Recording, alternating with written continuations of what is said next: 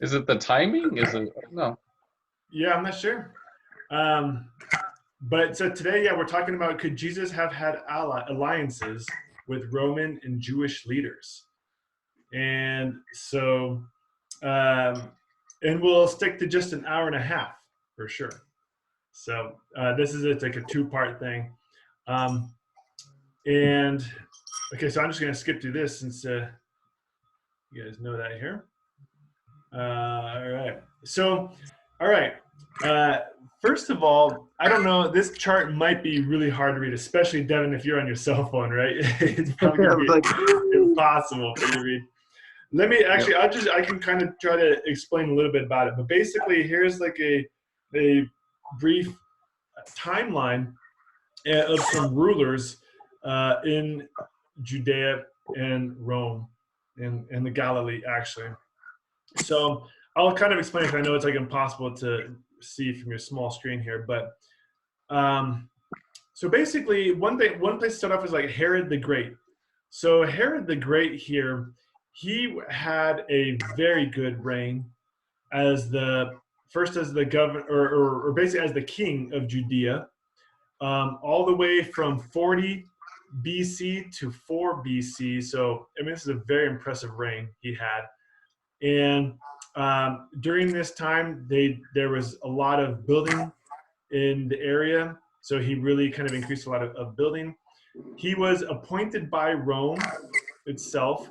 He was married to Mariamne, which was a Hasmonean princess, which he did to legitimate his rule, even though the Hasmoneans themselves were not a priestly lineage, but Zadokite. But still, though, the Hasmoneans were really popular before him, and he married into the family to try to somewhat legitimate his rule. And he had this very impressive reign. And he was basically he was governor. He was reigned over Galilee as well. Galilee, and then there were several high priestly families. This column here on the left is like the high priests that were going on in this time right here. I won't get into all of them, but there is kind of stability within these high priests. Like there's each one that are kind of reigning for a good length of time, maybe except for these first two. Meanwhile, in Rome, we have Augustus becoming the emperor in 27 BC, and he also had a very impressive reign too, all the way up to 14 AD. So, do you guys have any comments on Herod the Great?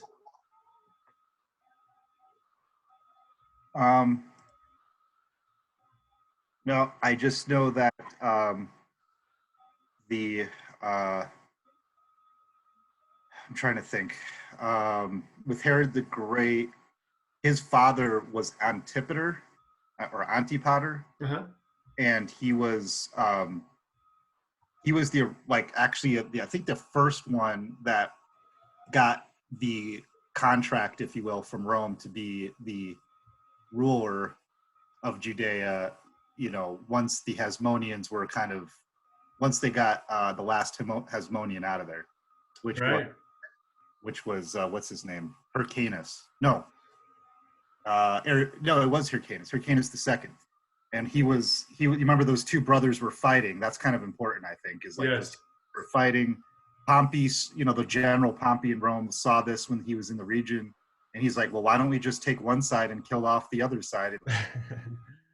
Hyrcanus, support with his army and destroyed Aristobulus and killed him, I think, and his people. And then they put Hyrcanus in power for a little bit, but they saw that he wasn't very effective, and he was just not as powerful as they needed. So they got Antipater, who was more, I guess they thought he was better, as a puppet king. And he was from Idumea, and Idumea was in Jordan, which is, modern day Jordan, right? And like that was where his kingdom originally was. And the Idumea only came in the picture with the Jews when I think it was Judah, one of the brothers, Simon Judah, like one of the Hasmoneans conquered Idumea with the Jewish army, and they force converted them into Judaism. So they were never considered full Jews. they were just kind of like these tribes that they took over and kind of forced into it. And so they never really considered Antipater or his son Herod the Great like anything. So in order to legitimize his rulership, Herod the Great had to marry into the Hasmonean dynasty, which ironically, it wasn't Hyrcanus's sons or daughter. It was Antigonus's daughter, or not, Aristobulus's daughter, granddaughter, I think, Mariamne, which is the one that was defeated by Hyrcanus, whatever. So to tie into the Hasmonean dynasty. Anyways, that's what I know about it. Awesome, man. That was a very good summary. I think that's very impressive. The way you presented that was really good. Yeah.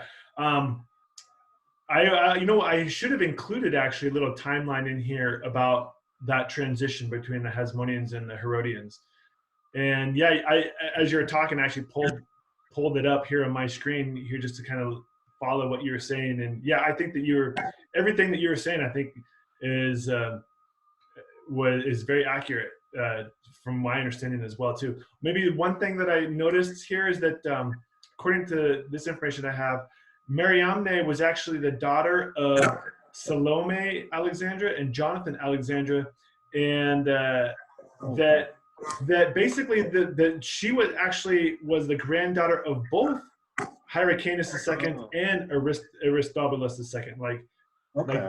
Like they kind of merged as well. Again, I guess. Okay, so maybe she must have been then if that was the case, if Hyrcanus and Aristobulus was also descended from them, then she might have been a cousin or a niece. I don't know, one of those. Yeah, I think, or maybe I think she was a granddaughter to both of those kings, because like I think for some reason both of those kings, well, they had children and then they married each other, I guess.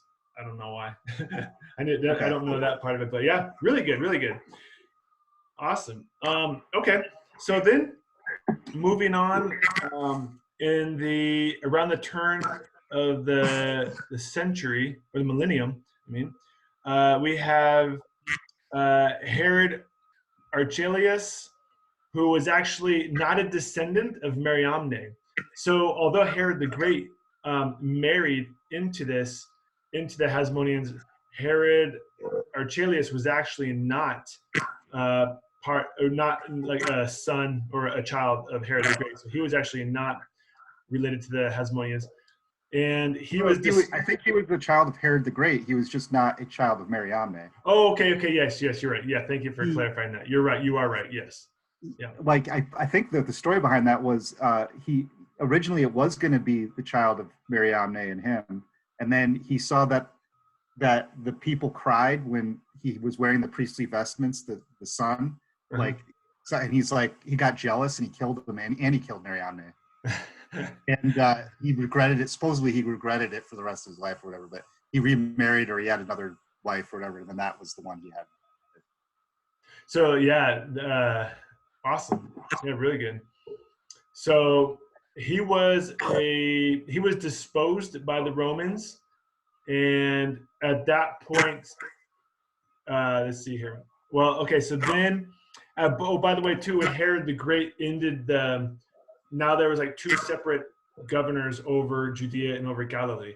So Herod Antipas starts his reign in the Galilee, and it was very successful too, very long, also being another like 44-ish years. So, and like Herod Archelaus, Herod Antipas was not from a descendant of Mariamne.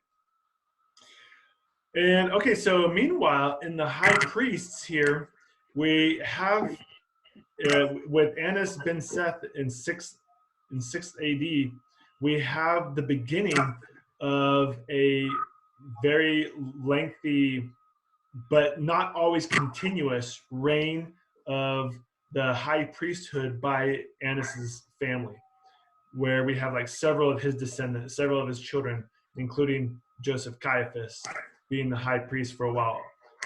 There is some intermittent high priests for him, or where one of his family members were not involved. But So we'll get into that just here in a little bit. And we have like lots. I mean, there's definitely like lots of stuff kind of going around at this time. Herod Antipas, he was married to a Nabatean princess, but then divorced her and married Herodias. And in the Gospels, this is the marriage that John the Baptizer rebukes, that says it was not lawful for Herod Antipas to marry Herodias. And then from their marriage, or according to the Gospels too, Herodias' daughter from her first marriage, Salome, not with Herod Antipas, asks for John the Baptizer's head. And that's one reason that is given for John the Baptizer's death. Meanwhile, in Rome here, we have Tiberius, who becomes emperor after Augustus. And Tiberius is actually the adopted son of Augustus. And Tiberius himself adopts Germanicus, who is a brother of Claudius. And so Tiberius was a very, very successful general. But the very interesting thing about Tiberius is that he kind of seemed aloof or disinterested in being emperor. And for a while, he actually secluded himself on like an island full of sexual pleasures and fantasies that he created, and he had Sejanus, his bodyguard, become de facto emperor in Rome. Yeah. All right, so this here is another quick time. Hey, how you doing, Devin's son? Yeah. You want to? He can. Yeah. Want to say hi? Hey, yeah, we're talking about Tiberius right now, the emperor.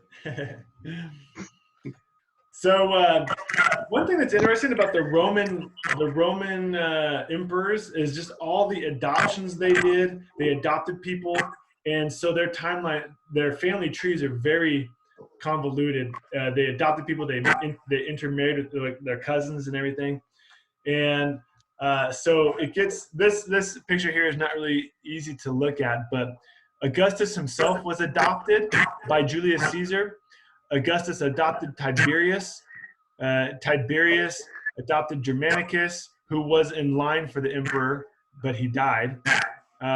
So we have like all these kind of adoptions. And actually, I noticed that in the Herod's, in the Herodian family tree, that they actually practice this pattern of adoptions and intermarrying or marrying cousins frequently, just as the Romans did. Mm-hmm. So, any comments about like what's going on in Rome at this time?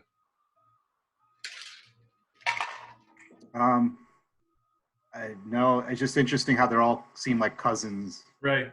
somewhat related with each other, but they're not quite descended like you would in a regular king. Yeah. And not only that, another thing too that makes this kind of complex is that they had multiple wives. That also is something different. So like multiple wives, marrying cousins, and adopting their own family as their own son. And like the people they adopted too weren't even necessarily people outside of their family. It was like their cousin that they adopted as their own son. So right. Very interesting.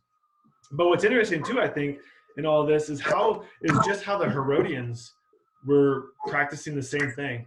And I think that one thing that is really apparent is just how similar the Herodians were to Roman culture. And part of this is because literally they went to school. I believe it was Herod Antipas actually schooled in Rome with either Claudius. I think like actually they were friends, growing up and everything. So very, very Romanized. Very Romanized. Yeah.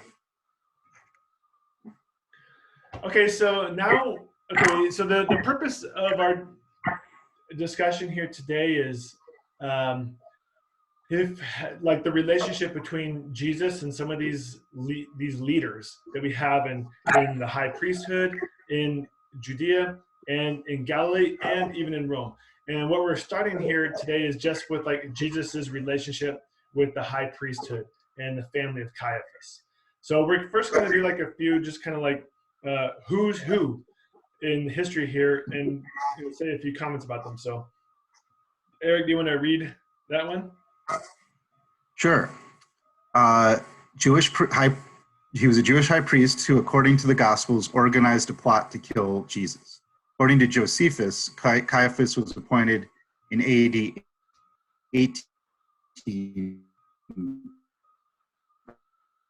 by the Roman fact who preceded Pontius Pilate, Valerius Gratus, or Gratus. Caiaphas was the son-in-law of Annas, also called Annas, the son of Seth. Okay, great.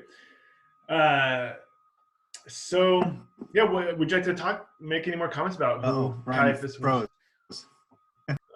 Yeah, the internet's bad right now. Let's see, I just kind of what you said here, he's the high priest. I'm guessing he was a Sadducee, being from the very high priestly line. Mm-hmm. I mean, I don't know much. We didn't they find archaeological evidence of his ossuary? Yes. And it was an elaborate one Uh-huh. too. It makes sense, being that he was the high priest, that they would have like symbols on it and stuff like that. Right. More elaborate than the bone boxes they usually find, which didn't have many symbols on it usually. Uh-huh. Yep.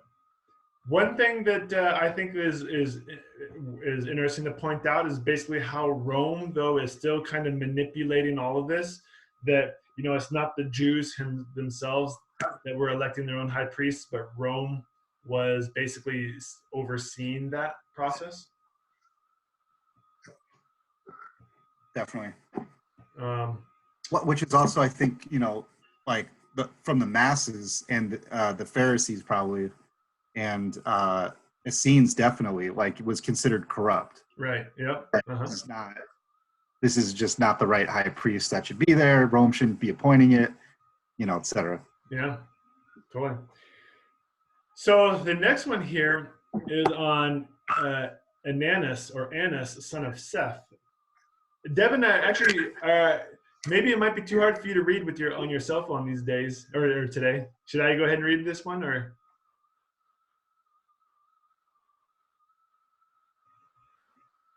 He might not be there. oh, sorry. You know what? Yeah, I missed it. Okay, no problem. I'll read it here. Okay. So, father-in-law of Caiaphas, Annas was a very influential, or his family, Annas's family was a very influential priestly family during the time of Jesus. Josephus states that Annas was deposed by the proconsul Lucius Vitellius the Elder. And the terms of Annas, Caiaphas, and the 5 brothers are as follows. So I think this is very impressive how such an influential family they were during the time of Jesus. So it first starts off with the patriarch Annas, and he reigned from 6 to the year 15. Then Eleazar, the son of Eleazar, his son, and then Caiaphas, who actually was a son-in-law of Annas. He married Annas's daughter, and he basically became the high priest, and and he was related to Annas through marriage as his son-in-law. And then Jonathan in spring of 37, Theophilus in 37-41, Matthias ben Annas in the year 43, and Annas ben Annas year 63. So, and not all of these reigns were. There were a few people who were not part of his family that were also holding the high position. Let me jump back to this part.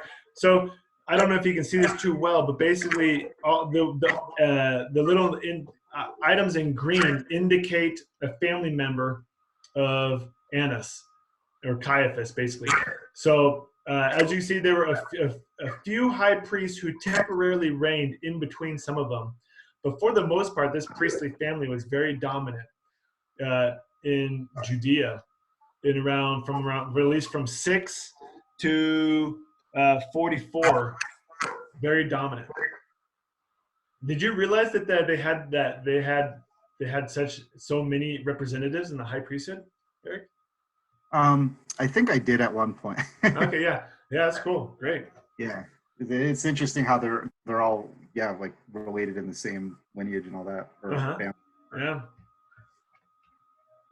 Okay, and so now here is a little bit about this is about Lucius Vetilius Veterus, the elder, and he's the one who actually deposed Annas from the high priesthood. Even though he deposed Annas, I think this is interesting too. He deposed Annas, but yet that did not end Annas's family's dominance in the high priesthood position.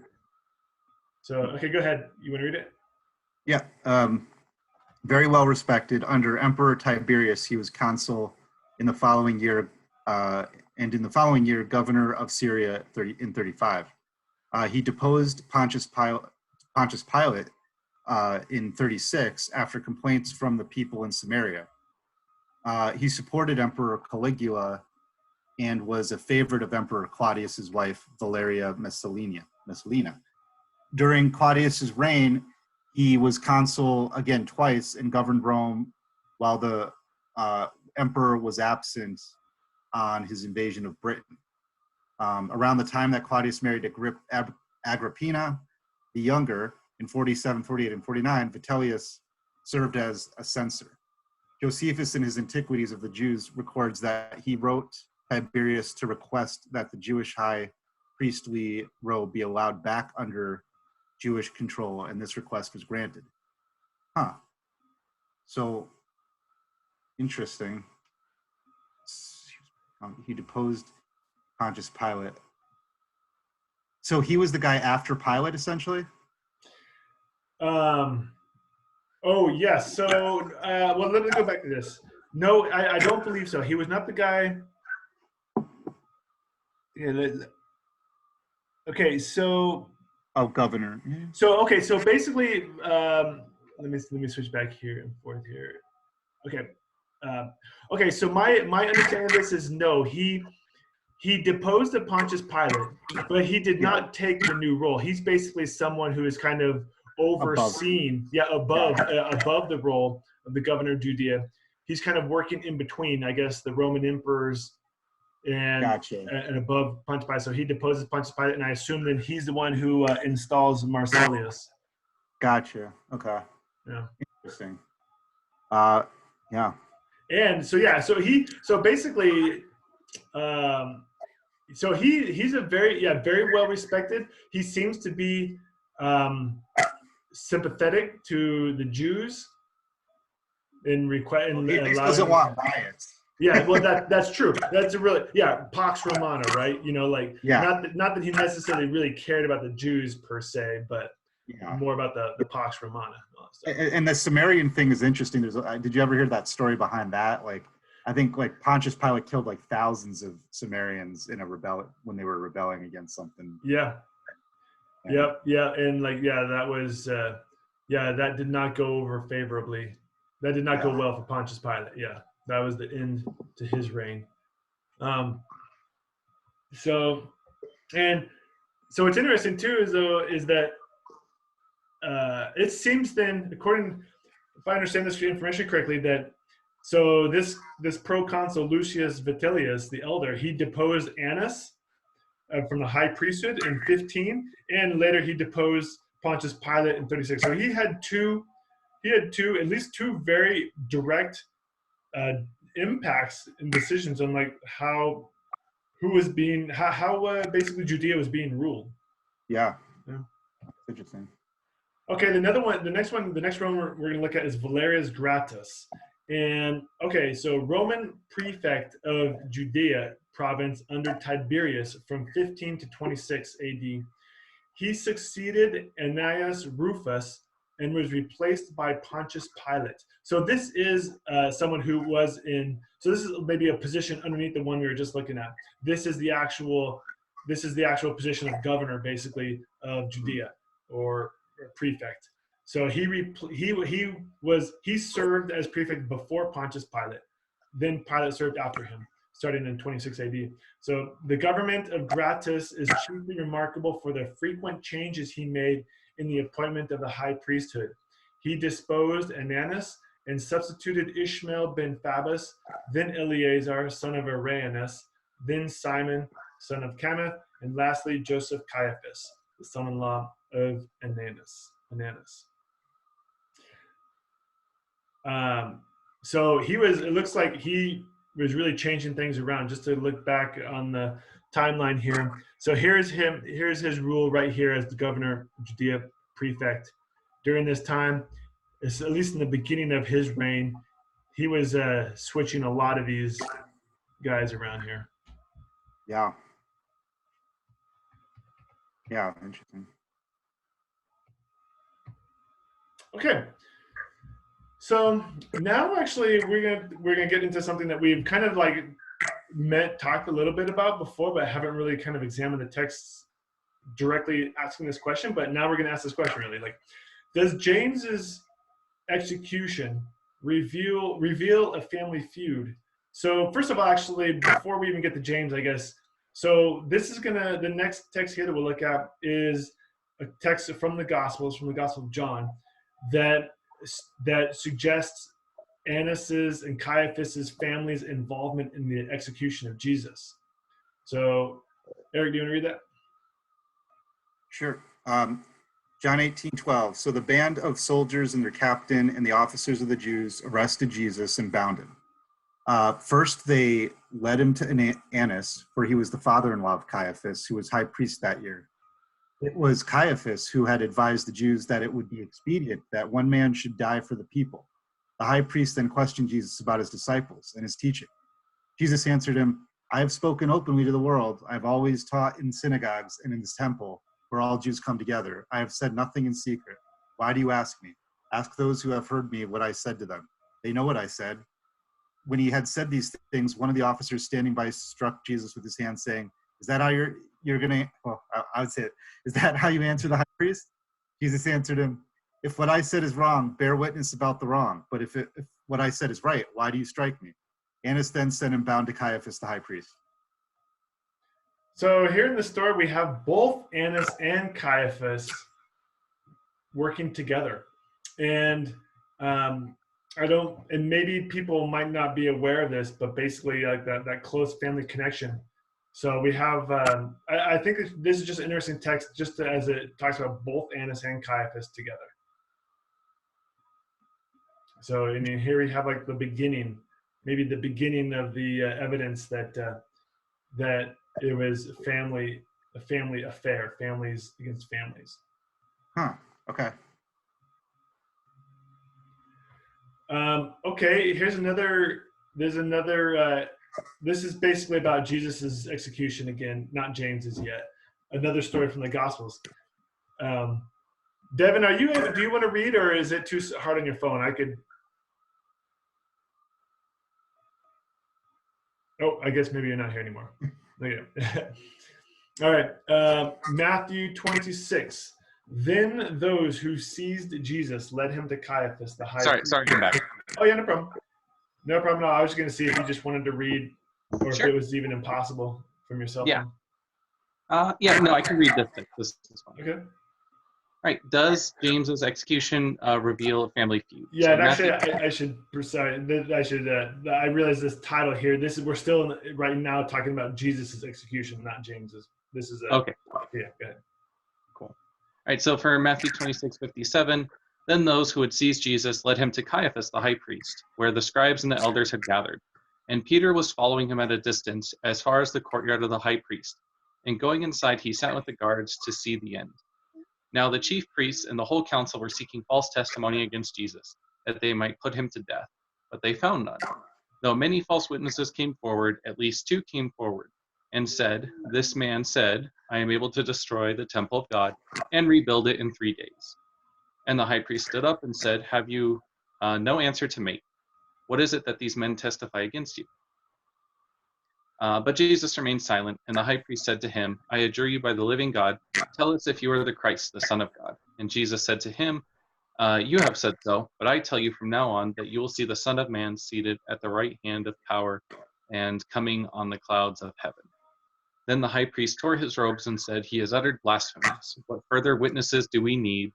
You have now heard his blasphemy. What is your judgment?" And they answered, "He deserves death."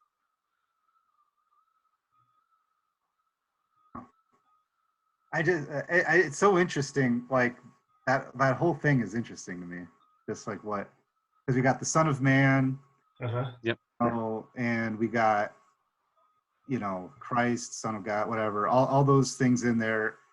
What's the blasphemy part? Which is interesting. If you see exactly what he said, he said, "You said it, but I tell you from now you'll see the Son of Man seated at the right hand of power." Now, if the Son of Man is considered like a Metatron type figure, like Enoch, or like some sort of a separate character, like he's kind of saying it's somebody else, isn't he? I don't know. Oh, well, that's yeah. Go ahead, Devin. Yeah, it almost seems like that. It's weird. From now on, you will see the Son of Man seated at the right hand power, coming on the clouds of heaven. It's also it doesn't even make sense for Jesus to say it right now either. Oh, maybe he's foreshadowing. He's trying to say he himself. Like he himself is that, but okay. it also it's cryptic. If that's what he is saying, it's not clear. Yeah. Okay. Now they took it to mean apparently like a foreshadowing, I guess. Yeah. Well, but that's weird because that's a self-fulfilling prophecy, literally. Like saying like, no, so you're going to kill me, which by me saying this is going to make you kill me, which is going to happen such that okay, never mind. So you do bring up a good point. Basically, like both of you guys do. So Devin, you mentioned how like Jesus said things cryptically, and there seems to be lots of evidence that Jesus enjoyed saying things cryptically for sure, and so that there's no doubt about that. And then the other part about how it seems to be spoken about the Son of Man in the third person. So yeah, there are definitely quotes beyond this one in the Gospels where Jesus talks about the Son of Man as if in the third person, where it seems like it's someone else. But there are other quotes where it does not, where it does seem like it's him in the first person. So it's definitely one of those things that is a matter of debate. And Bart Ehrman's perspective on this thing is that Jesus was always envisioned the Son of Man as a third person, not himself. Well, and if you look at the text, it looks like you can redact it really easily. Like if maybe the original could have said something like, "But I tell you, the Son of Man is seated at the right hand of power and coming on the cloud."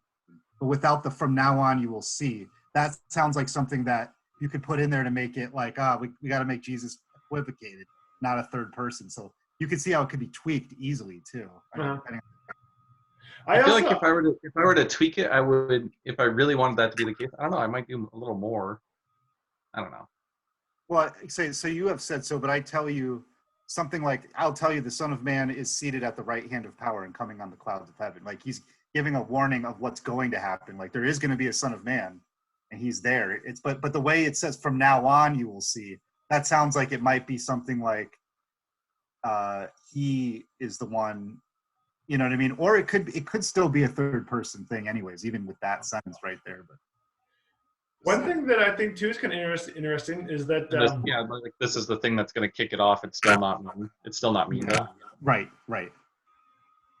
One thing that's interesting too, I think, is when in verse 64 where he says, "You have said so."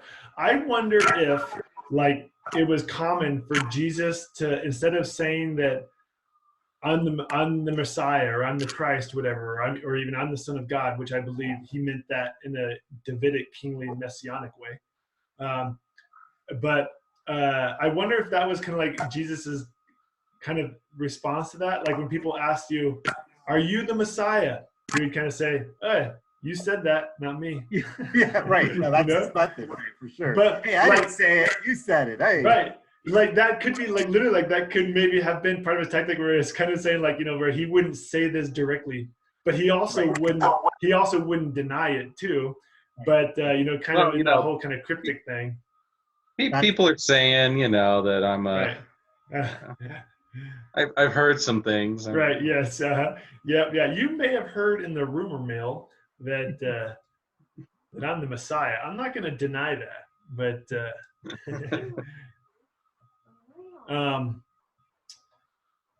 yeah. Okay. But also, I wonder if there's a tradition, just also, if you think you are the Messiah, not saying directly that you are the Messiah. Like that might be a Jewish thing too, where it's like if the Messiah would never actually say, "I am the Messiah." That would be too bold. That would be too like ego, Like, and I actually kind of think going back to the Lubavitch. I'm going to reference the Lubavitchers.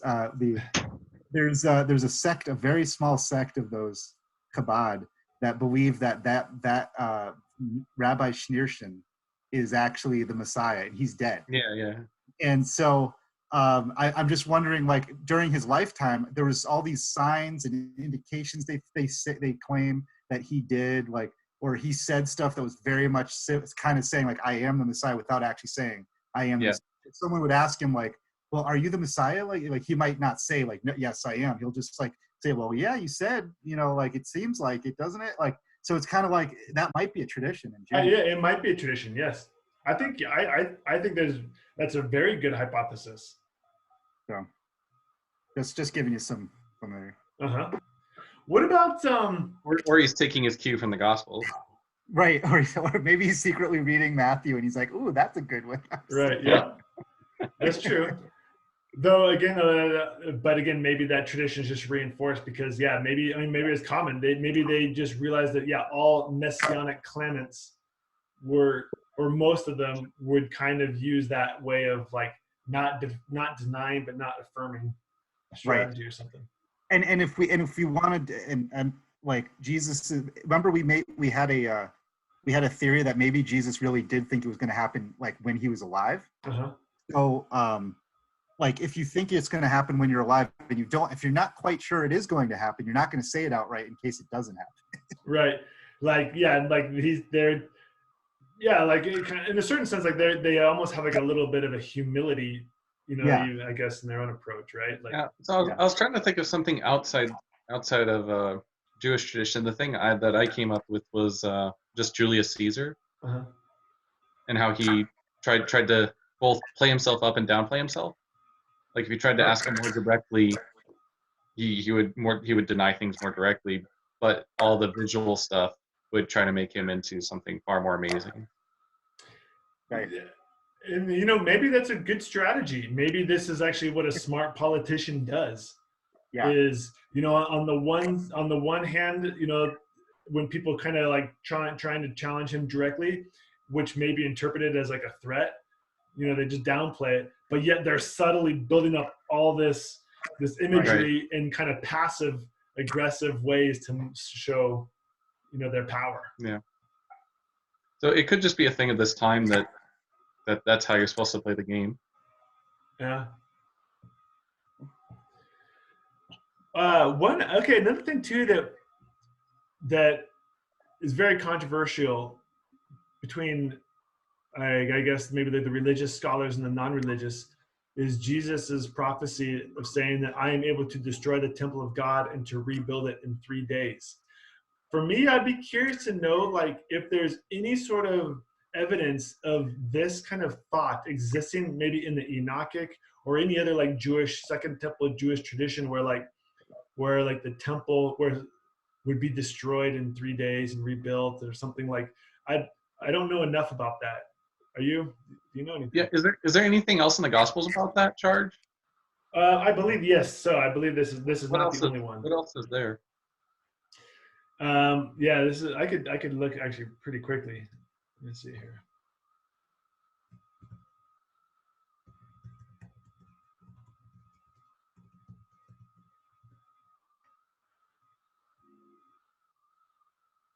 Okay, so what's interesting here, I just did a quick search here. The interesting thing about it, that's very interesting, I find, is that this is also in John. the Gospel of John. And I think this is very interesting because if it's also in like the Gospel, it's also in the Gospel of Luke. So right now, this example here is from Matthew.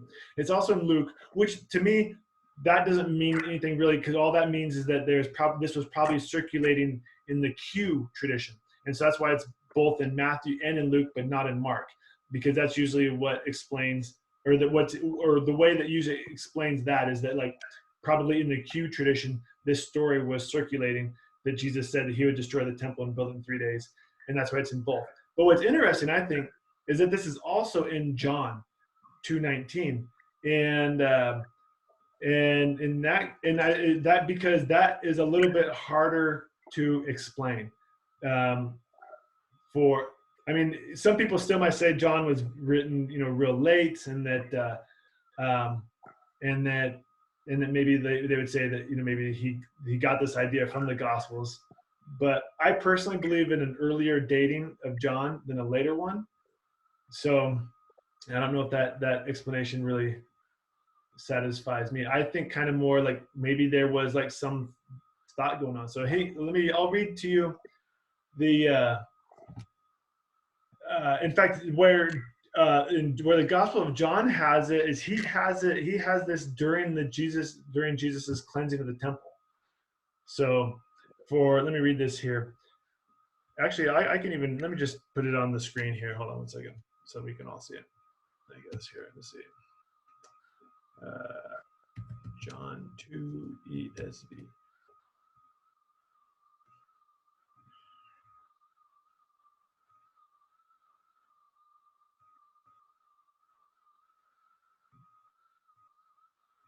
I was looking up any references to 3 days in maybe the Talmud or something like that. Yeah, that's what I was thinking. It's like, is there something that's... Yeah. Okay, so here it is from John chapter 2. Which, by the way, one interesting thing about the Gospel of John is it puts Jesus's cleansing of the temple in the very beginning of Jesus's ministry, whereas the other Gospels, they all have it at the end of Jesus's ministry. One theory that I've heard to explain this is because John wanted to downplay that as the reason for Jesus's execution, and that John wanted to kind of make it more about. That it didn't really have to do with his temple activities, but more about some of his claims and such as the Son of God. He's the Son of God instead of being like about the temple, really. Yeah, about like kind of like a rebel rouser, something like that. Anyway, the Passover of the Jews was at hand, and Jesus went up to Jerusalem. In the temple, he found those who were selling oxen and sheep and pigeons, and the money changers sitting there. And making a whip of cords, he drove them all out of the temple, with the sheep and oxen.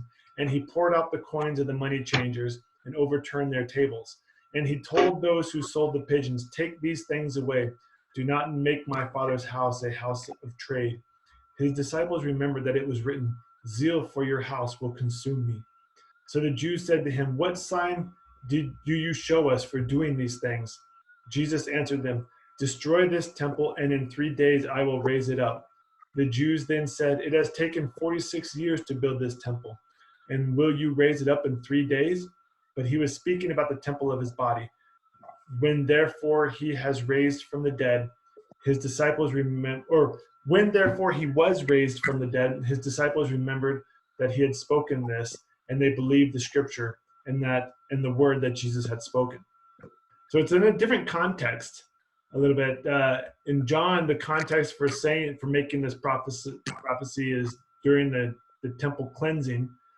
In Matthew and Luke, it is a different context where it's during the trial of Jesus at the.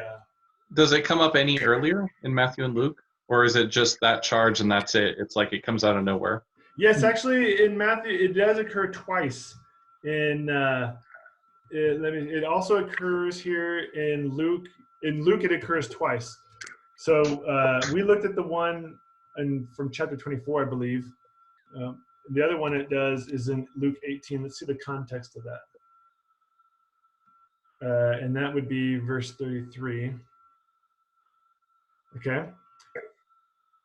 This looks like he's before he's arrested, just kind of during his ministry. And taking the 12, he said to them, "See, we are going up to Jerusalem, and everything that is written about the Son of Man by the prophets will be accomplished. For he will be delivered over to the Gentiles, and will be mocked and shamefully treated and spit upon. And after flogging him, they will kill him, and on the third day he will rise." But they understood none of these things. This saying was hidden from them, as they did not grasp what he said. Actually, never mind. As I read this, I realize that this does not It's not about the temple. about Yeah. the So, temple. I mean, can it be, though, that the temple be, so he did cleanse the temple, let's say. He did say that, well, I don't know if he said he had the third. I think the third day he will rise. Might be the interpolation, because it happened after his death. If we were to be scientific about this, he didn't really know what was going to happen, maybe. Mhm. So that the interpolation came in there, and they combined it with, and John combined it poetically with the temple being cleansed and having a temple of the body of Jesus, whatever, and that became kind of like just part of the theology, right? I mean, is that very much, could that be the case? That after Jesus' death, and then people claimed to see him, that then they went back and kind of created these stories that he At least this part of it. 3 days. Like, Huh? there's always truth to it, but with a little of interpolation in there to make it Mhm. like fit a narrative. Yeah, then Yeah, maybe although- he was saying that the temple was going to be destroyed already. Like, maybe that's like historical, you're saying? Yeah, maybe. I mean, like the claim to maybe destroy the temple and then rebuild it could be historical, right? Right. Mm-hmm. But maybe the whole 3-day thing, like, and the whole like resurrection thing, like that obviously could be an after thing that was put back in there to make it, fit a certain narrative. Resurrection, yeah. Yeah, the 3-day thing, that's what I'm kind of curious to see. Like, was that a thought? Like, do we have evidence of anyone using 3 days as like it is kind of the time that I believe Jonah was in the whale, right? And so that really became That could be. that really became a very strong symbol for early Christians. That's not so much for later Christians, but for early Christians, or maybe it was for later Christians too, but definitely for earlier Christians too, I guess. That was a strong symbol. Let me open the window here. Hold on.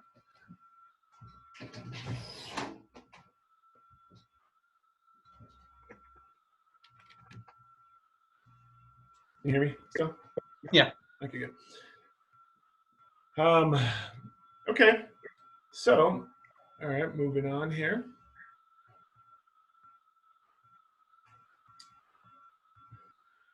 Okay, so does James's execution reveal a family feud? So, as we were still kind of going on this thought here, really the question that we're asking here is like, yeah, how many was Caiaphas' family involved in a lot of the persecution against Jesus and his family and followers? So here we have another example from Acts. So this is basically an example where Caiaphas' family was involved in interrogating Peter and the other disciples after Jesus' death. So Acts 4. And as they were speaking to the people, the priests and the captain of the temple and the Sadducees came upon them, greatly annoyed because they were teaching the people and proclaiming in Jesus the resurrection from the dead. And they arrested them and put them in custody until the next day, for it was already evening. But many of those who had heard the word believed, and the number of the men came to about 5,000. On the next day, their rulers and elders and scribes gathered together in Jerusalem with Annas the high priest and Caiaphas and John and Alexander and all who were of the high priestly family. And when they had set them in the midst, they inquired, "By what power or by what name did you do this?" Then Peter, filled with the Holy Spirit, said to them, "Rulers of the people and elders, if we are being examined today concerning a good deed done to a crippled man, by what means this man has been healed, let it all be known to you, to all of you, and to all the people of Israel, that by the name of Jesus Christ of Nazareth, whom you crucified, whom God raised from the dead, by him this man is standing before you well."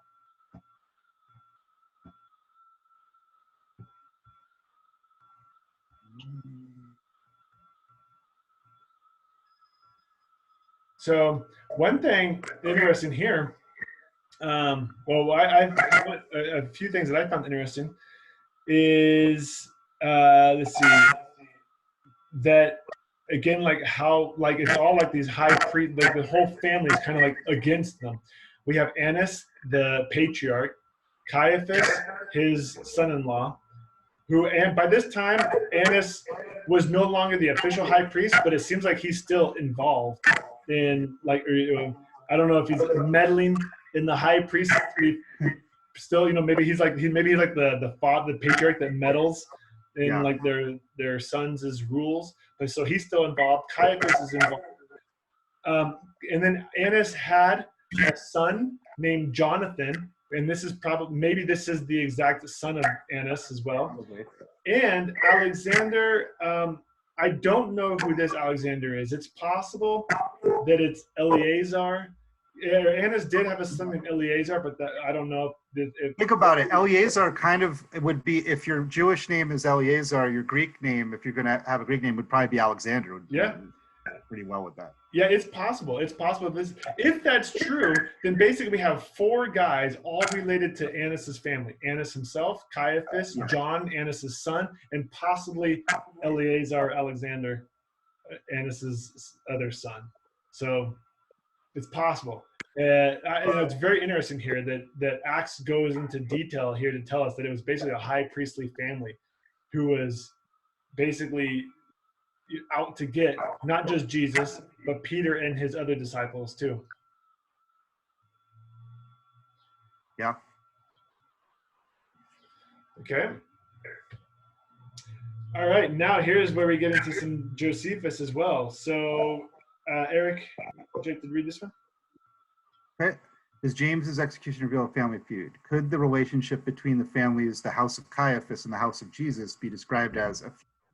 Caiaphas ordered the execution of Jesus. Caiaphas' brother ordered the execution of Jesus' brother James. According to a passage found in existing manuscripts of Josephus' Antiquities of the Jews, the brother of Jesus, who was called Christ, whose name was James, met his death after the death of the procurator Porcius Festus, but before Lucius Albinus had assumed office, which has been dated to 62. The high priest Hanan ben Hanan, Anani Ananus in Latin, took advantage of this lack of imperial oversight to assemble a Sanhedrin, although the correct translation of the Greek Synhedrion Kriton is a council of judges who condemned James on the charge of breaking the law, then had him executed by stoning. Josephus reports that Hanan's act was widely viewed as little more than judicial murder and offended a number of those who were considered the most fair-minded people in the city and strict in their observance of the law, who went so far as to arrange a meeting with Albinus as he entered the province in order to petition him successfully about the matter. In response, King Agrippa II replaced Ananus with Jesus, son of Damnius.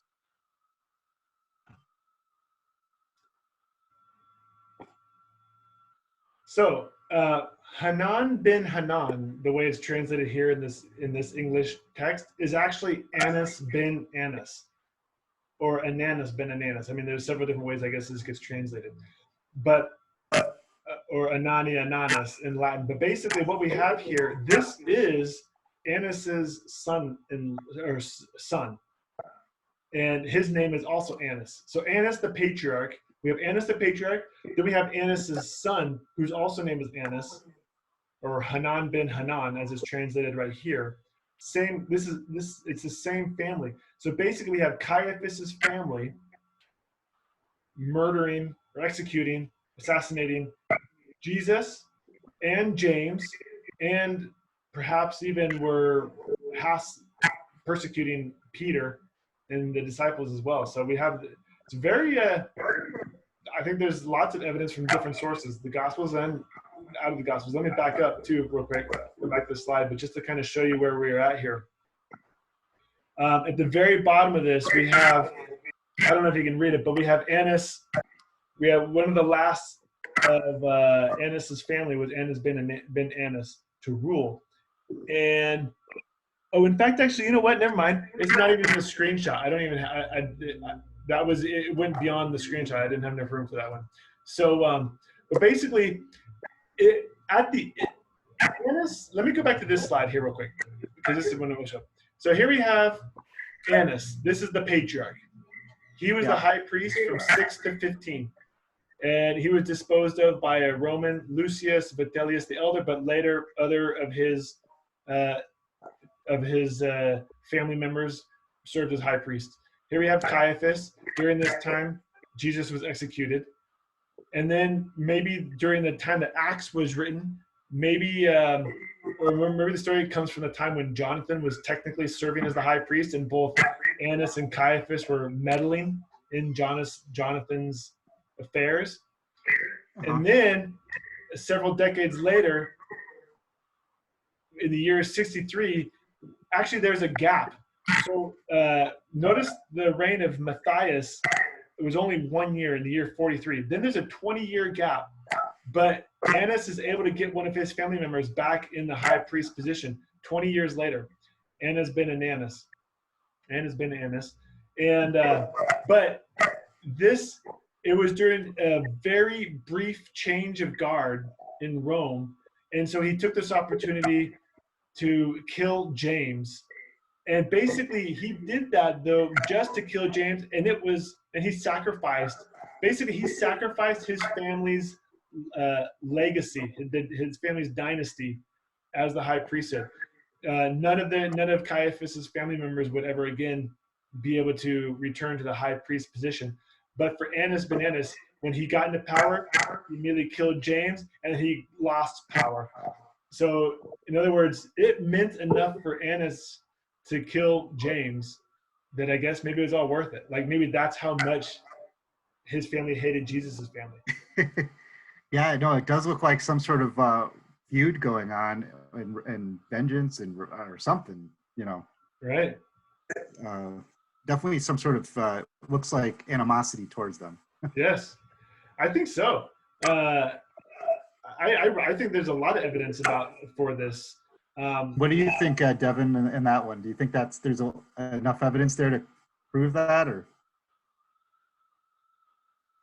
It's as good as we're gonna get. I don't know. Right. Yeah, we can't. Yeah, we can't say the word prove, I guess, but I think the evidence is strong. It's good. I think it's good enough to write about. In terms of like, based on what you have, I think it's probably fine to write it as such. If that makes sense. Yeah. It's enough evidence that I don't think it's just pure speculation. But. Yeah. So I want to call out just one thing real quick. This is really important to the next time we have our meetup. This is good. We're going to get into this a lot, and this is really important to Jesus' execution. And so I want to really point out this right here in verse 62. Hey, Eric, do you have headphones? I think your speakers are feeding back into the mic. Me? I think yours are. Yeah. Let me see.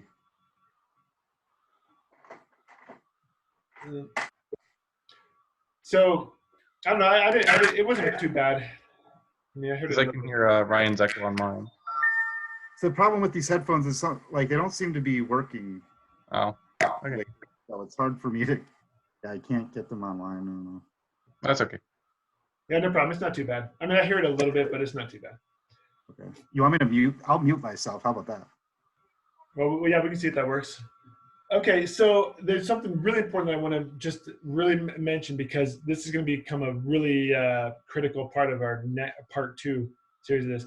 In Josephus' text here in verse 62, he says, "The high priest Annas ben Annas took advantage of this lack of imperial oversight to assemble a Sanhedrin who condemned James on the charge of breaking the law and had him executed by stoning." So this is really important. The point is that there were changes up above in Rome, or with the Romans, maybe, that were happening right at the time. And then basically what Josephus himself is saying is that Annas ben Annas had it out to kill James, but he couldn't do it before. But as soon as there was a change of guard in the Roman power above him, he knew that he had his chance. So he quickly assembled the Sanhedrin and then executed him. And then the other Jews, they knew that what he did, it's not like he fooled anyone. They complained because they said that, hey, this is basically just judicial murder. This Annas ben Annas just took advantage of the situation here, of the change of guards in the Romans above him, and then illegally executed James because of this. And they complained. And then actually King Agrippa, they agreed with the Jews. They agreed that Annas acted inappropriately and replaced him with another high priest named Jesus, son of Domenius. The point is, though, is that this is really important for next week. I won't tell you why yet. Only that this has to do maybe with that something very similar to this could have happened to Jesus's own execution. That there are some theories out there that there was some changing in positions, Roman power structures above Jesus, and that basically a judicial murder was enacted during this change of guard. So at least for James, this is exactly what Josephus is claiming, though. Interesting. I wonder what you think the policy decisions above that were going on to make it happen. It sounds like there's like some sympathies maybe towards the family of Jesus, and the Caiaphas brothers were not liking that, and so they were trying to get rid of him. I don't know where you're going to go, but this is yes. I mean, for in between like Caiaphas's family, yes, and Jesus's family, I do believe that this is what Josephus is exactly telling us. Now, Josephus might be wrong. That's possible, but I believe a correct interpretation of this text from Josephus is that is what it is telling us, is that the Josephus is saying that, look at Annas ben Annas and his family had it out to get James, and anyone related to Jesus, just as Caiaphas did to Jesus himself. And as soon as there was a lack of imperial oversight in the Roman authorities, the power structure above the high priesthood, Annas ben Annas made his move, executed James, and it cost him the high priesthood. It was a blatant execution, a judicial murder, basically, an unjustified judicial murder. The Jews weren't fooled. They knew it. They complained to Albinus, and King Agrippa indeed agreed with them and deposed Annas ben Annas from power. And it's a really cool story here. I mean, for me, I'm excited about it because, just like the implications that it has. It does have a lot of implications here. And this is actually, I believe, is a correct interpretation of Josephus's text. Now, whether he's right or wrong, I mean, that may be another issue. But I believe this is the correct interpretation of Josephus. No, I think that's it is interesting. I do remember reading this, I believe, and it is weird how the priesthood is trying to get rid of them, and especially when the Romans aren't looking. Yep. Which is weird, because didn't the Romans help execute Jesus? So now they're like James, or maybe they didn't think James was as bad. That's where I don't get what's going on there. There must be something. Well, let me tell you, I'm not going to tell you everything for the next week, but I will tell you. But I will actually give you one. I will tell you one thing. According to the Gospels, and basically a lot of scholars just disagree, or they don't like this. They actually believe that the Gospels are just totally wrong in this realm. But still, the fact is, the Gospels actually say that Pontius Pilate was actually very timid, hesitant to kill Jesus. I know you're going now. Yeah.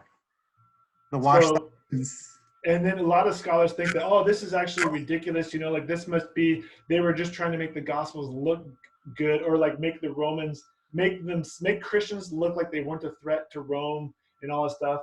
They basically, a lot of scholars kind of like find reasons to why this was wrong in the Gospels. And but But the reality, though, is that to answer your question, I mean, this is exactly an answer to your question. Is too like according to the gospel position, and again, maybe this is historically accurate or maybe it's not. But in the gospel position, Pontius Pilate is actually very hesitant to kill Jesus. Right. And we'll get into more of that. What's going on next week? Is it? Yeah. So I guess you're going to give more of the context of this quote, like what's going on in the Roman. No, actually, to be honest, okay, I'm not gonna next week or next session. We're not gonna get any more to James. James is Okay. to this quote itself. So if you do want to talk more about this particular circumstance, like this is like the circumstance of James's death, we can do that now. That won't be for next time. Okay. Well, so I just like, do you have other the surrounding text of this particular one in Josephus? No, I don't have the surrounding text of this particular. How many years after? How many years after again was it that James was executed? So a lot, actually 30 years. 30 I was years. gonna say, wasn't it like 2030? Yeah. No, it's 30 because the latest Jesus would have been executed is in the year 33. That's the very latest. And then he was 60 something. Yeah, and then so this text, when James was executed, this is basically 62 or 63. So 30 years, no earlier. Hold on, let me just see. So it's a long time later. It is a long time. So, but again, though, so Devin, on that point too, yeah, it's a long time this family feud has been brewing. Yeah. The way I interpret, like my interpretation of this is that like this is a 30-year feud that is not going away, and there was no hard. And in fact, actually, I wonder if Ben Annas was happy to sacrifice his high priesthood position just to finish off. Just to get rid of it, yeah. He knew he might get in trouble for it, but maybe it was worth it. It's worth it, yeah, exactly. Like I'm just trying to read the whole context of this though, because that might actually give a little bit more of why this is happening. Now, does the priesthood stay within the family afterwards somehow? No, it doesn't. So like Ben Annas is like the last one of his family. He's the last one. That basically ended their legacy. Wait, can I share something? Or were there any marriages or though? Oh, like maybe that house name. That's a really good point. That's a very fair question to ask. I don't know. Yeah, Eric. Is somebody still in the family, maybe a different house name, but they just felt good. Like, I got some people. It's fine. Yeah, that's a really good point. Let me try to share it with you, Eric. Let's see here.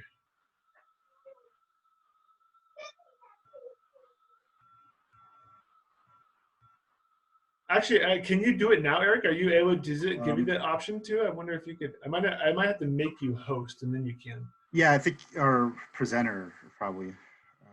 I just changed you to host. So now what does that mean? Okay, view options. It might give you the option now to stop participants sharing question. Oh wait, request remote control. No, I don't want. Yeah, no, it wouldn't be request remote control. Under more, or no, not under more. Do you just have a button for like new share? Oh wait, I have share. Yeah. So, this will stop other screen sharing. Yes. Okay. Here we go. Could you see this screen? Oh, great. Yes, I do see it. It's coming. Yep, I see it. Okay. So this is Josephus, where that's coming from, right? Okay. And it's saying, so if we go to this one, let's see. That's a little better, right? We go to, now the report goes, this sentence right here. Now the report goes that this eldest Annas proved a most fortunate man. He had 5 sons who all had performed the office of the high priesthood and who had himself enjoyed the dignity a long time formerly, which had never happened to any other high priest. But his younger son Annas, who, as we have told you already, took the high priesthood, was a bold man in his temper and very insolent. He was also of the sect of Sadducees, who were very rigid in judging offenders above all the rest of the Jews, as we have already observed. When therefore Annas was of this disposition, he thought he had now a proper opportunity to exercise his authority. Festus was now dead, and Albinus was but upon the road. So he assembled the Sanhedrin judges and brought them before them the brother of Jesus, who was called Christ, whose name was James, and some others, or some of his companions.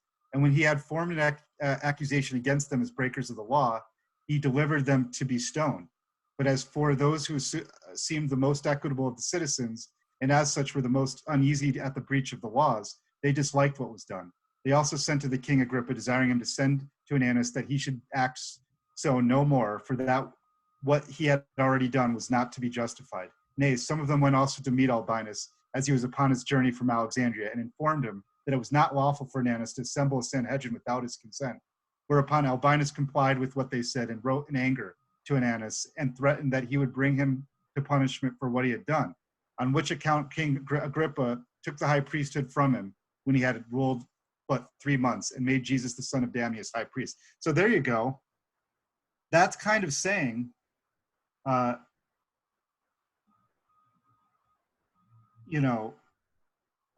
it's kind of saying that it's really more personality driven. It does. I agree with you that in that text where he talks about Josephus kind of does seem to indicate right here in this context that you read that it is a lot of personality driven. Yet on the same time, though, at the very end, he only ruled 3 months. I mean, this is like, so I think that the way I interpret this, though, is that like Annas was out to get James even before he got into power. I mean, just like probably like right when he got into power, he's like, okay, now I'm in power. Now let's make this execution or something. So like, I mean, it's hardly enough time to be pissed off about James, right?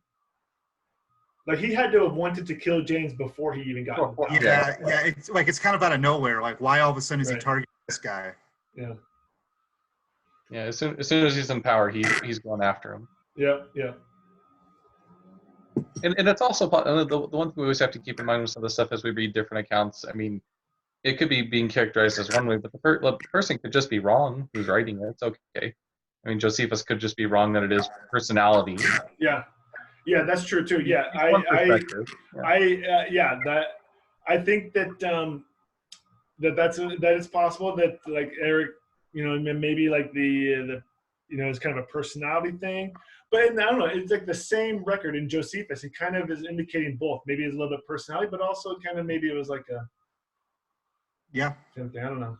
I'm not saying he was right. I'm just trying to give the context of what he was saying. Yeah. Text, so. Okay, let me start my share again. Okay, do you see it? Yep. All right. So here, this is going to be another good. This one now will be we're coming to the last few slides here. Now, this is actually perhaps the reason. This is only very possible, but this could be perhaps just a reason that the priestly family of Annas was so against Jesus and his family. And the one possible reason is that maybe that Jesus, at one point, maybe he switched from being a messianic king to a messianic priest. And so as we know,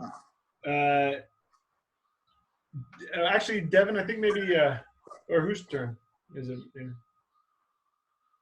I don't care if Devin wants to. Go ahead, Devin. Yeah, go ahead. All right. So did Jesus switch from being a messianic king to a messianic priest?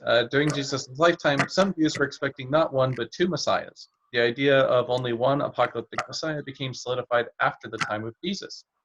HTTPS. These are just basically 2 James Tabor websites that confirm that claim. Yeah.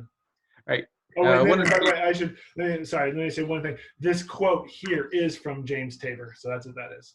Okay. All right. One is to be kingly favor in the royal line of David, but at his side will be a priestly figure, also a Messiah of the lineage of Aaron from the tribe of Levi. The word Messiah refers to one who is anointed or appointed. In ancient Israel, both kings and priests were anointed with oil and were thus called messiahs.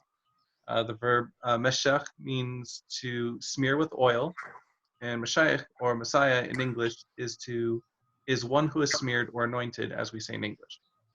Technically speaking, the first Messiah was Aaron, the brother of Moses, anointed with oil by his brother Moses in a formal ceremony that made him the priest of Israel. Exodus 29:7.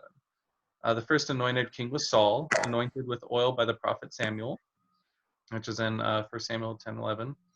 When Saul lost favor with God, David was likewise anointed by Samuel as king in 1 Samuel 16:13 and 2 Samuel 2:4. Both priest and king were accordingly called messiahs or anointed ones. This means that the notion of two messiahs was the norm in ancient Israel, and this norm of dual messiahs was, of course, the one that was projected into the future once the nation began to be dismantled by the Assyrian and Babylonian invasions in the 8th and 6th centuries BCE. Okay. All right. I'll go on. So, okay, questions. Did Jesus start off on the path of being a kingly Messiah, but later switch to a priestly Messiah? Did he make an agreement with someone to stop pursuing the role of king and pursue the high priesthood? This is an idea proposed in the Last Gospel by Simcha Jacobovici and Barry Wilson. We know that at least some of Jesus' followers identified him as the high priest, possibly earlier than the destruction of the temple in 70. So, and we know this because the Epistle of the Hebrews presents Jesus as a high priest, and very strong evidence that the Epistle of the Hebrews was written before the destruction of the temple. And by the way, the one reason that the temple was destroyed, perhaps, is because Josephus claims possibly that James's own execution made people so upset that there was a rebellion, and then we have the whole Jewish war. But yeah, if you look at the paragraph right after the one we just read, it was talking about the Sicarii, and like then all of a sudden this is when like the what do you call it, like the rebellion was starting to begin, and that's when like you started seeing the destruction of the temple, all that stuff started happening. Oh yeah, like Antiquities of the Jews, you're saying, like from that what you were reading before? Yeah, so so check this out. This is actually really interesting here. So in the Epistle of the Hebrews, again, I have to stress the thing that makes the Epistle of the Hebrews so interesting here is that almost all scholars agree that it was written before the destruction of the temple. The reason is because in the Epistle of the Hebrews, it kind of presumes that the high priests are still doing their normal temple duties, and the temple still exists and all that stuff.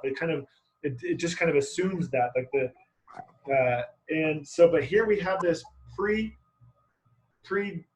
destruction where Jesus is presented. Jesus is presented as the priest, as the high priest.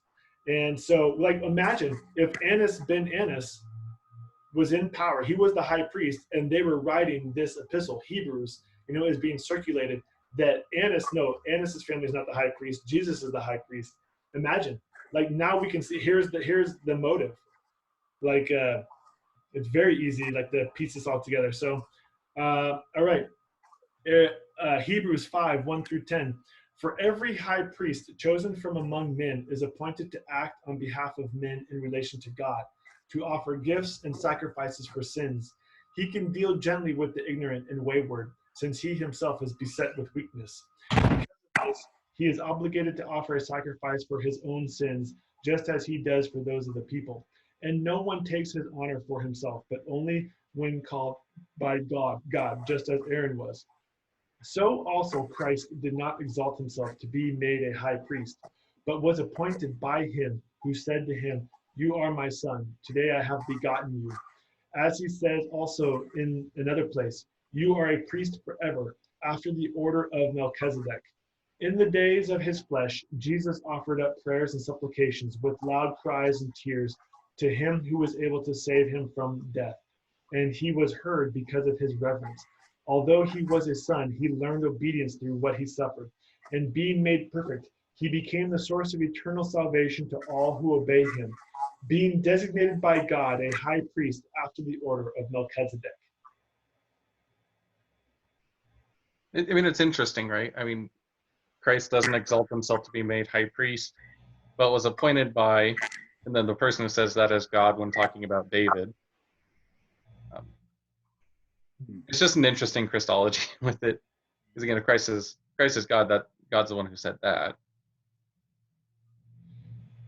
Yeah, so I mean, but imagine the historical context of when this is written. Again, if they are correct that this is written before the destruction of the temple, I mean, this could be written right during or around the time of Annas, or his family is still alive, and so like we have a lot of motivation here to get rid of these followers.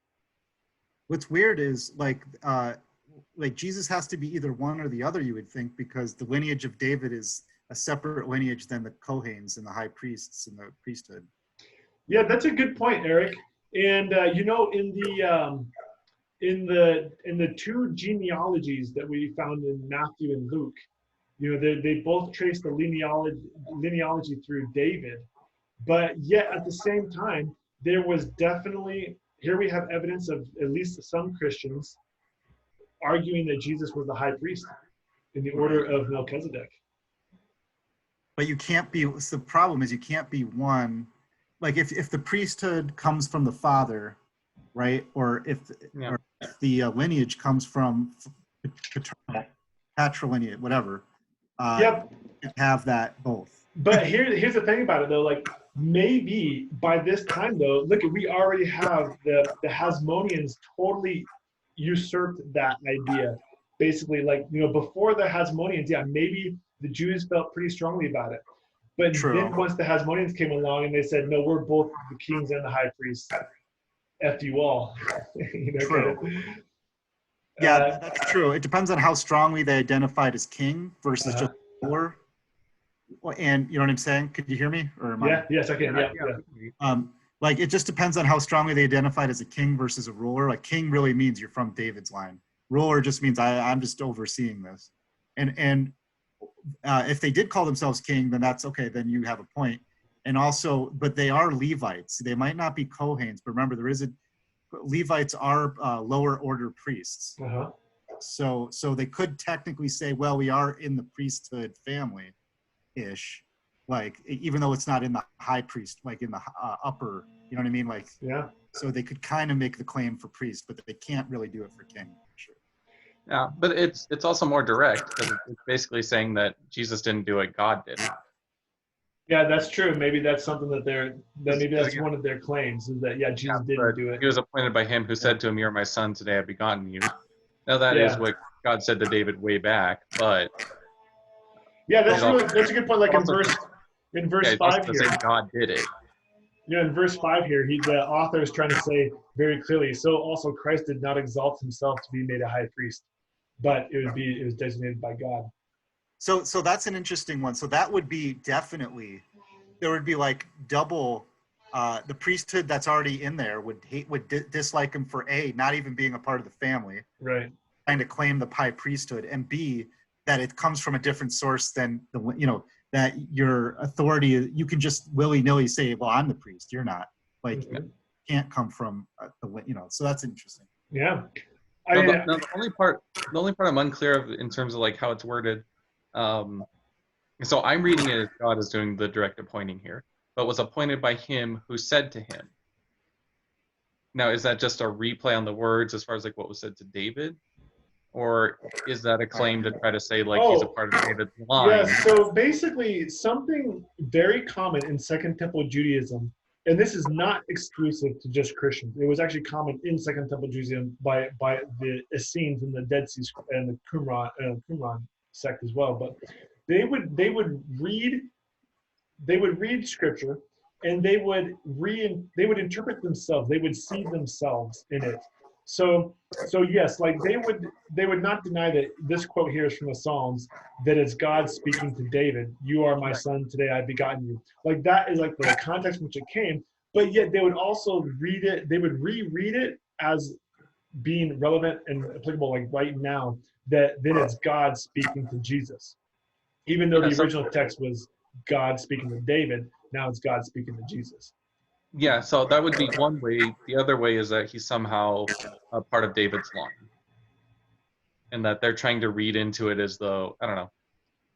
Are you trying to say that maybe like through this quote here, by including this, they're trying to kind of merge both David's kingly lineage with the high priest lineage? That's one possibility. The other possibility of Jesus is basically they're saying that Jesus has it because God just said so.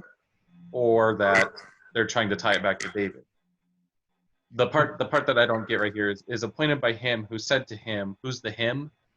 Is it supposed to be like a David line type thing, or is it supposed to be, oh, this is just like what happened with David, not that he is a part of David's line, but that God is now choosing Jesus to go in, and that's now your job.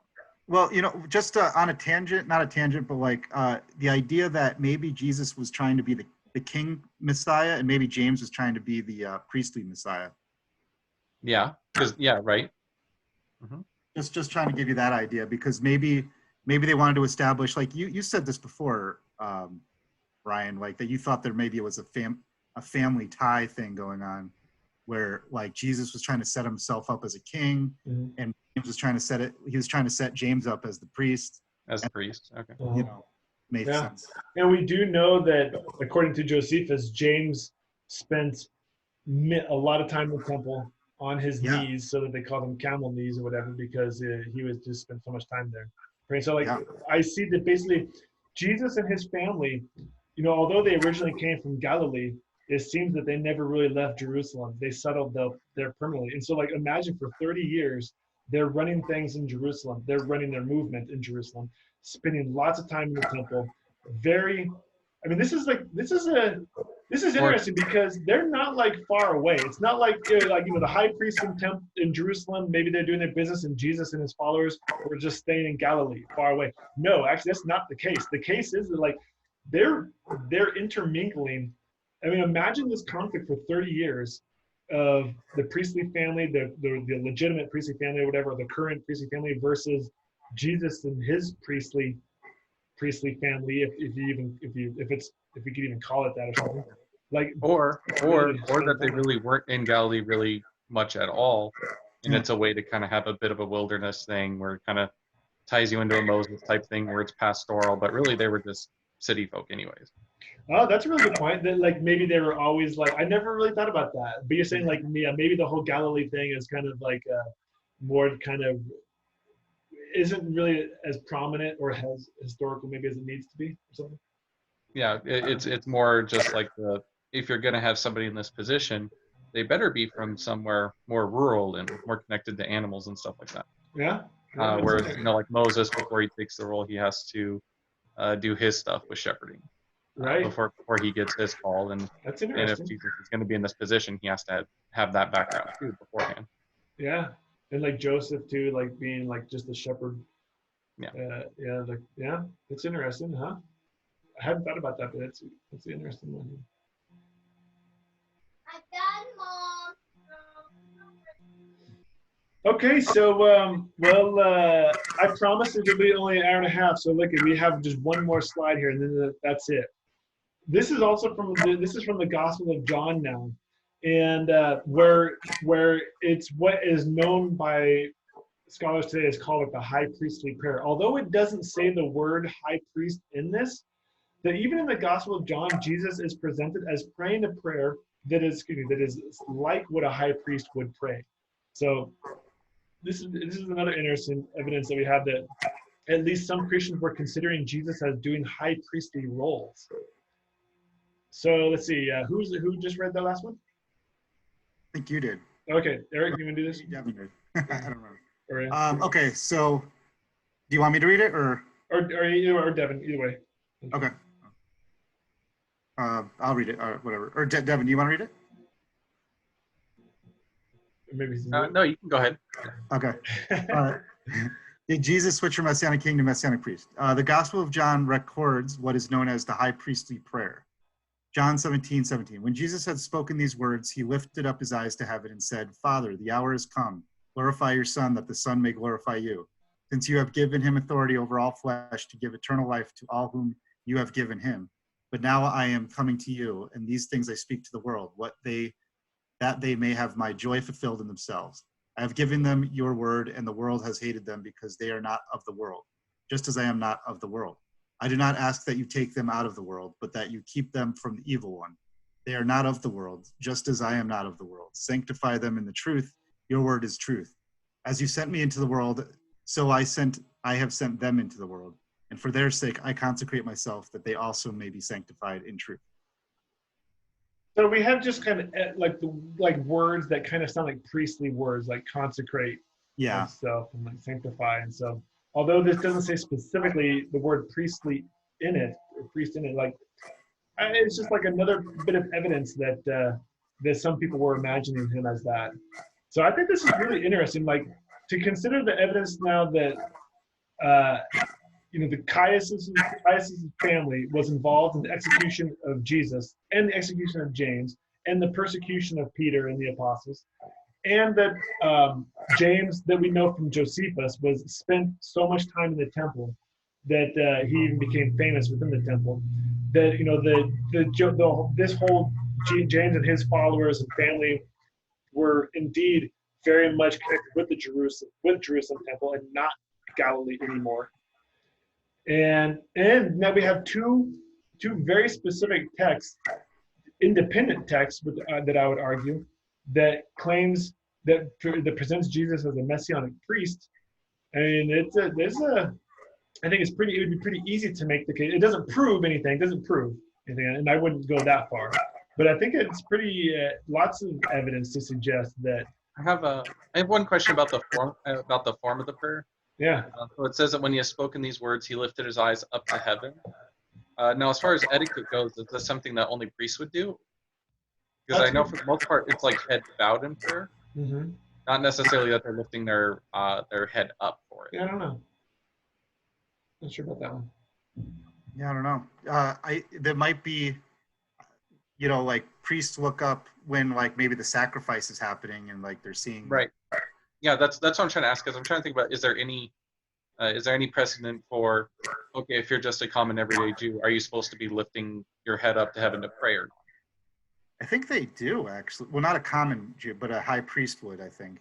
Yeah, so that's what I was wondering, if the form of the prayer is also a clue here, not just like words, but the way he's doing it. Right. Of course, people might say John is highly interpolated, based. That's one popular view of John, is it's the most interpolated when it comes to maybe not certain things, like some things they might get right, like the trial and all that, but it might be certain things, or not the trial, maybe not the trial, but no, yes, actually, you're right. A lot of scholars think that there's a lot of that in certain cases the trial of Jesus seems more historically likely than in the Matthew and Mark. So I guess for our case though, it would just be, even though some things are like this with John, is how early do we have the depictions of him being priestly in some way? Well, we know that the good news is that we do know that it was even before the destruction of the temple. So it's pretty early. Exactly. So that's what I'm saying. As far as like we have this here in John, we have the other stuff that's kind of priestly. We can start piecing together a more priestly image of him if we're able to throw a few things together there. Yeah, and I think like to Eric's one point earlier where we were talking about, it's like maybe like the common idea is that the priests had to be descendants of Aaron, the kings had to be descendants of David in like theory, but maybe there was just room for some exceptions, I guess, and perhaps the Hasmoneans themselves are the ones that created this exception, this idea of there being an exception or other interpretations of that. Right. And it could be, maybe they claimed it on the mother's side. Right. Sure. Right? Yeah. Wasn't Mary, I think, considered a priestly family? So I have to go back and look at that. I don't recall for sure. You could say that they could be claiming it from both sides. Like one side is priestly and one side is this. So why not have one person represent both, or a family represent both, or whatever? Yeah. Cool. Well, awesome. Well, thanks guys for joining. Yeah, sorry I was in and out so much. I had a whole bunch of requests for help because there's some other people in other meetings and other rooms, and I hear you. I had to be in and out a bunch. Yeah, no problem at all. No problem at all. My son needed attention too. So right. Figure out ways to deal with it. So I missed a good chunk of it. Sorry. No problem. It's fine. Yeah, it was a great conversation, guys, and we'll just talk more, I guess, online. Yeah, that was great. What could you send me the recording? Yes. Right. Yes, I will. Yeah. What time is the next? When's the next one? So I was thinking about it, instead of it, now that we're doing online and we're not really kind of, well, my thought is that doing it every 3 weeks instead of every 4 weeks. And since I also try to be better about not making it too long, 2 hours. However, I also thought I'd be able to get more people to participate in this one too, like especially as I was promoting it, but I guess that didn't work. So not sure what to say about that. I think maybe a little more time, just like give, because I didn't see this until a couple days ago. Yeah. Yeah, that could be. You're getting more time for people to plan for it. Yeah. Yeah. Cool. I almost went to my backyard. Yeah, I think it's just heads up the timing of it. I don't know. It's because we had more people last time. Yeah, I think Hakan was going to join, but I think he just forgot. But, There's also just I don't know, just fatigue with meetings. Yes. Yeah. Right. Maybe you just feel like not feeling it right now. Yeah, and especially too, like everyone's doing online meetings these days. So yeah, I agree. Maybe you just need a break and all that stuff. Could be. Okay, guys. Well, no problem. Well, thank you very much for your time. All right. Thank you. Anticipating. Yeah, we'll talk with you later. All right, sounds good. All right, see you. See you guys.